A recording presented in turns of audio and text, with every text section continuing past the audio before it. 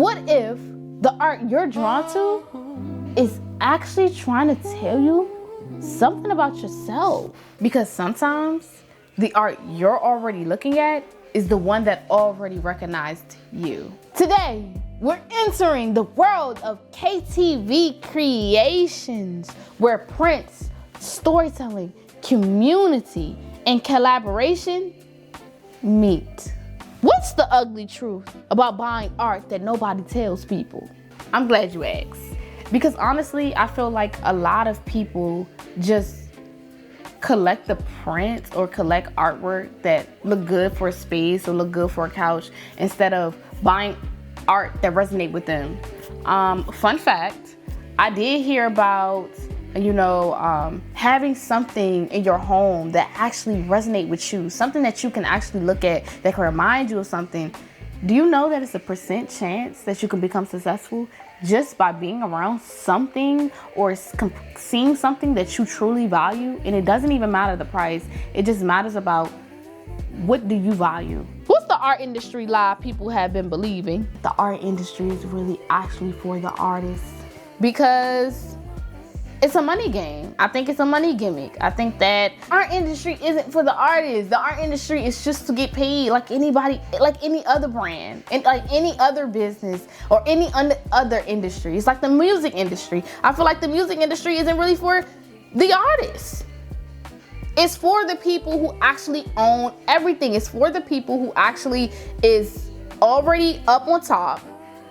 They find ways, which is fair, because look, you trying to make money, you trying to do what you want to do, but some situations, stuff is not for the artists. In some situations, people are just trying to get some money. What are art collectors buying when they buy your piece? Meaning, you're buying value. You're buying something that you can look at that can affirm you to believe who you already was. Honestly, it's for the people to put that meaning on there for themselves. I feel like art is not right or wrong, but a space for you to define what you believe it is. No one talks about this side of selling your work. What is it? It's really just about being vulnerable. I think that the vulnerability out of it all, and because since most of my work have everything to do with life experiences or past conversations that sparked inspiration or something I've seen, it's really just about the vulnerability of it all. It's really just about being honest with yourself, leaving room to make mistakes, leaving room to create without knowing why. Because let's be honest, my artwork is my babies. I birthed every last one. Every last one, I birthed them. You have to be okay with other people having an opinion.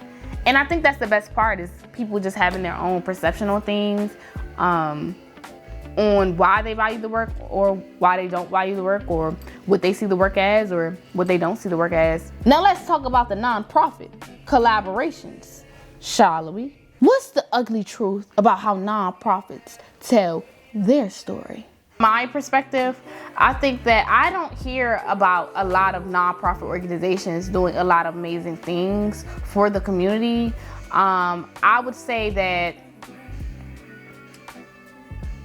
they can be remembered in a way of having events be hosted and for people to come out. We are all visual creatures, and I think that having something like art or any type of style of art tied to it to try to blend it, I feel like you're opening the door in many ways for more people to hear about you and what you do. Are nonprofits being seen, or are they just being posted? I feel like nonprofits are just being posted. Like I said, I don't really hear a lot about nonprofit organizations until I started going into the art world and going to events and things like that and talking to the people, and they, give honorable and they tell me about things they're doing in communities or organizations and programs that they're a part of, and they're like, oh, this is what we do, da, da, da. I'm like, dang, I don't really hear about that. What's the biggest lie nonprofits believe about visibility. That they feel like the more posts they have is equal to more impact. And I feel like maybe most things are like that. Most people are like that. They feel like the more they post, the more they're seen, the more impact they have. And yes, posting does have something to, like, it's better than nothing. But to actually have a event where people can actually come and to collaborate with different people in different industries, I feel like is a bigger impact than just posting. But actually having things people can actually attend, events people can actually come to have a great time while also hearing a story, I don't think nothing can really top that. What if your nonprofit mission could be something someone can walk into? I think people need to understand that when you can create an experience for the people, it's hard to forget. It's hard for them to walk away with a misunderstanding about your organization. It's hard for people to walk into a room and leave without being like, dang, I love what they did for the people. You know what? I never heard of this, but you know what? Dang, let me go on their page and see. For this, you know what? I know exactly who will work best for this. Even if it's not me, I know somebody else who can. Let me go spread the word to my people. And that's what this is all about. Let's settle this. Does storytelling raise more connection than information? Information makes you aware, while storytelling makes you care. Yes, it's information. Yes, I'm like, okay, I'm aware. But when you tie that to real life experiences and real life scenarios and examples that people like, oh my gosh, I'm so glad I found that out. They become careful with what they do. They become aware, right? Not the awareness to care. Is totally two different things, right? You can know it all, but if you can't tie that to life situations, or you can't really get a grasp, a good understanding of why this is important, then it's just words for some people that over some time might be forgotten. Seriously. Let's work with other different artists, shall we? What's the biggest lie artists believe about collaborations? I think that some artists think that when they work with another artist, that it takes away their shine, or it takes away the hard work they've done, instead of just thinking that this actually multiplies it, that this actually bring more awareness to your artwork, because now we're mixing different type of like audiences together to see both sides. It's just about a perception, getting more people to see different perspectives of how individuals look at art. It's about seeing vision. No one talks about this side of being an artist. What is it? You can do everything you possibly can and still feel like you're not being seen, but I'm telling you right now, someone is watching you, and that someone is just as important as the work.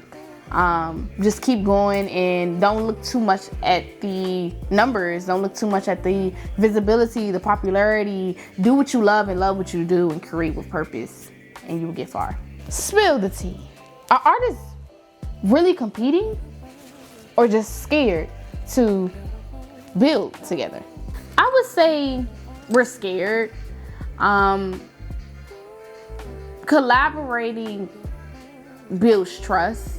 Because if you're putting your art in other people's spaces, or you're putting your art in other people's hands, it is definitely something to be like, let me make sure that they're representing me in the best way that they possibly can, or that we possibly can. Let me make sure that this isn't going to offend anybody. I feel like a lot of people, yes, when you work with artists, you have to make sure that the artists are aligned with each other, that they're not just doing things just to do it, and then when it comes out, it's like, hold on, this is not the meaning behind my work. And honestly, I don't think they did a very good job at it. So collaborations build trust, and that's why I believe that let's schedule a call on my website. When you go for work on my website, KeonnaThomasVisions.com, KeonnaThomasVision.com, and you click on work with Keonna, and we could discuss there on a Zoom call and talk further. That it does not have to be so overstimulating, nerve-wracking, scary, that it can really be something so beautiful. And why not start now? Let's build the trust together as artists. What kind of artists belong in this vision? Someone who actually has something to say, someone who actually have something to confess, to express. Enough. Let's talk about the bigger mission. Let's talk about KTV Creations, shall we? Everything people think about KTV Creations is wrong. So what is it really? That it's not about photography. It's about reflection. It's about actually looking at the art while also looking in the mirror and asking yourself questions of what you see. What do you get out of this photo? And what does it say to you? It could be uncomfortable and confusing, but it could be so beautiful. It could be so beautiful and so bright at the fact that you finally ask yourself that magical question. The fact that you actually came to confess some things to yourself is always a start. And that itself can be very beautiful. But some people are not ready for that. And I would say that maybe I didn't fully do the job either. I feel like we're always remembering, we're always healing from something. We're always confronting something and everything. And I don't think that never stops, but the more you practice, the better you get at confronting yourself. No one talks about this side of healing. What do people avoid? What people are avoiding is sitting with themselves. I mean, that is really, truly the hardest thing to do, is to ask yourself questions on why, how, when, and where. What's the biggest lie we've been told about identity? Always evolve. We always tend to change something, grow from something, or go back to something all the time. And I don't think that it's one sudden thing. Like, I think you're gonna always know more about yourself the more you start paying attention to yourself. And it will always, and it's not the fact that it's changing. I think that it just evolves. And the more that you sit with yourself, the more that you finally start, carving yourself into this beautiful, beautiful, beautiful structure. And I feel like that's what it's about. I feel like KTV Creations came so far. I started off as one thing and evolved into other things, right? Evolved into a surrealist photographer. And now I'm like, I'm not just any photographer, I'm a surrealist photographer. And I'm not just a surrealist photographer, but I create images of self-reflection. I couldn't tell you that 3 years ago, but 3 years from now, I may have a different response for what I do or what I feel like my purpose is. And it's always going to evolve the more you get to know yourself. Spill the tea. Why does your work feel like a mirror? Because I'm showing you yourself. We can have so many different responses on what a specific image looked like to us, or what a statement means to us, or how did it make us feel. We can sit up here all day and have so many different responses, because it was never about the answer. It was always about who was looking at the photo, right? What are you really trying to make people feel?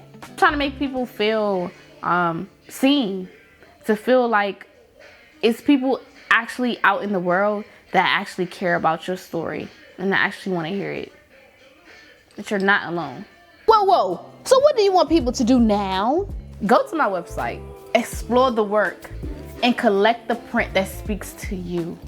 And if you're a nonprofit organization and an emerging artist, please go to my website, KeonnaThomasVision.com, and click Work with Keonna, fill out the form, and let me know about you.